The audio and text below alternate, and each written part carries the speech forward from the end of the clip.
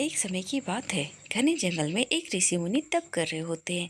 उनसे प्रसन्न होकर वहाँ एक देवी प्रकट होती है और कहती है, मैं आपके तप से प्रसन्न हुई। बताइए ऋषि मुनि, आपको क्या चाहिए? मुझे कुछ नहीं चाहिए, आपके दर्शन हो गए, बस यही बहुत है मेरे लिए माँ। मैं आपके निस्वार्थ स्वभाव से प्रसन्न हूँ, इसीलिए मैं आपको इच्छा पूरी करने वाला एक फल देती हूँ। इससे आप अपने लिए नहीं तो किसी और की मदद कर देना। जरूरतमंद लोगों की भी मदद करोगे तो आपको मोक्ष प्राप्ति होगी। और एक बात याद रखे, लालची ना बने।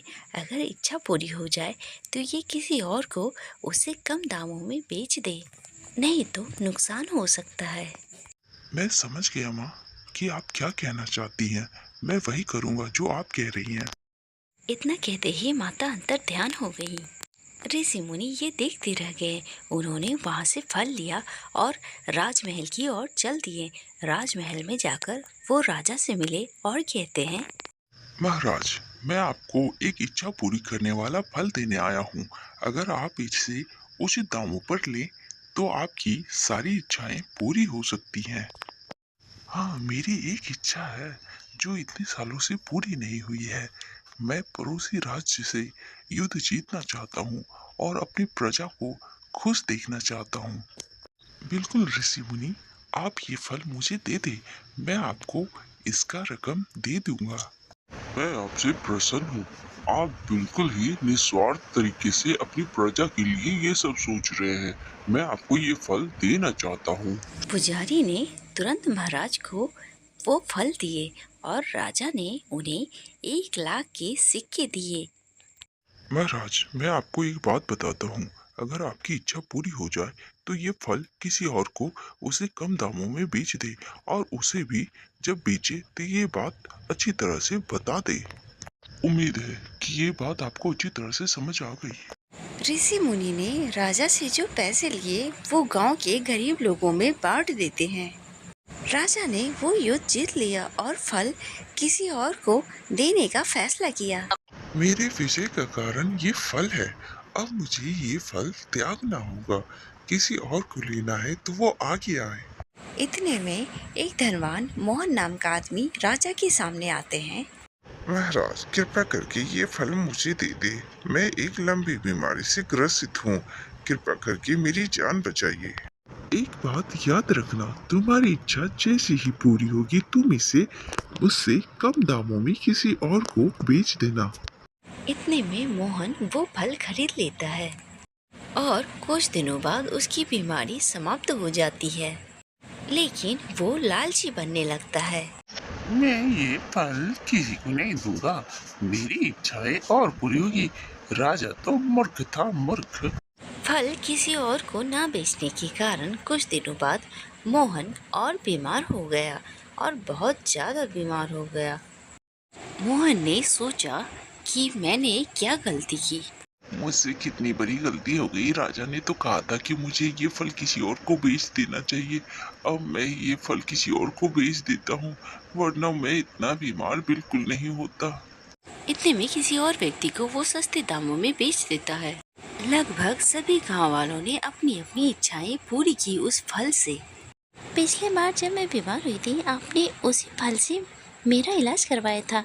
आप बताइए वो फल कहाँ मिलेगा, वरना आप ठीक कैसे होंगे? वो इच्छा पूरी करने वाला फल है ना?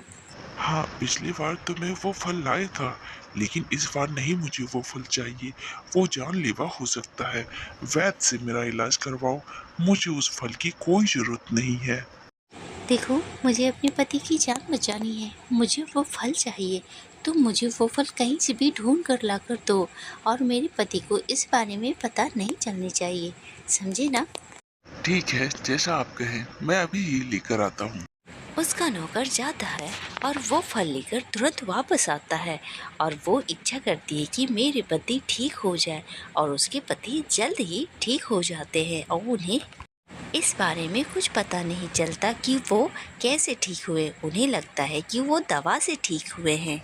मेरे पति की जान तो बच गई, लेकिन अब ये फल मैं किसे दूँ? और जिसे भी देती हूँ इसे कम दामों में, वो किसे बेचेगा? नहीं, ये तो नुकसान है, इसे मैं अपने ही पास रखती हूँ। कमला अब वो फल बेचने का फैसला नहीं करती है और सारी मुसीबतों को खुद अपने ऊपर लेने के लिए तैयार हो जाती है और कुछ दिनों बाद उसकी तबीयत अचानक खराब हो जाती है। उसी समय नौकर कमला के पास गया और कहता है, क्या हुआ मैडम, आपकी तबीयत खराब है? क्या हुआ बताइए। मैंने सोचा सारी मुसीबतों का सामना मैं कर लूँगी, लेकिन जब से मैंने वो फल रखा है अपने पास, मैं बहुत बीमार रहने लगी हूँ। न जाने अब मैं क्या करूँ, किसे दूँ ये? और ये फल मैं किसी और को देती हूँ तो भला वो कैसे इस फल को बेचेगा? मैं समझ नहीं पा रही हूँ। मुझे लगता है मैं जल्द ही मरने वाली हूँ, अब कुछ नहीं हो सकता। 1 रुपए में वो फल मुझे बेच दीजिए, आप नहीं मरेंगी, आप समझे बात को। लेकिन तुम बाद में ये फल कैसे बेचोगे? तुम मुसीबत में पड़ सकते हो और मेरे लिए परेशान मत हो, छोड़ दो मुझे। नहीं नहीं, मेरी ऐसी कोई इच्छा नहीं है और मुझे कुछ नहीं होगा। कृपया करके ये फल मुझे दे दीजिए और मैं इसे संदूक में रखकर कहीं रख दूंगा, क्योंकि मेरी ऐसी कोई इच्छा नहीं है। मन चंचल होता है, इसीलिए हर चीज की इच्छा करता है। जिसकी कोई इच्छा नहीं होगी वो ठीक रहेगा। मुझे कुछ नहीं होगा, ये मेरे साथ सुरक्षित रहेगा। इसका मतलब जो कोई व्यक्ति किसी चीज़ की इच्छा नहीं करता वही इस फल का हकदार होता है। इसका मतलब यही उस फल का उद्देश्य है। आपने बहुत अच्छा सोचा। हाँ, मनुष्यों की इच्छा कभी खत्म ही नहीं होती, वो बेलगाम घोड़े की तरह होती है। जो व्यक्ति किसी चीज की इच्छा नहीं करता वो जिंदगी में बहुत आगे निकलता है और उसे किसी भी चीज की जरूरत नहीं होती, वो हर चीज उसे मिलती है। ठीक है, तुमने सच कहा। अब 1 रुपया दो और ये फल खरीद लो मुझसे। वो तुरंत ही वहाँ से फल खरीदता है और अपने घर जाकर वो संदूक में रख देता है और किसी को भी पता नहीं चलता कि वो फल आखिर गया कहाँ, और ये एक कहानी बन के रह जाती है। ऐसी कहानियाँ देखने के लिए लाइक, सब्सक्राइब और कमेंट करें।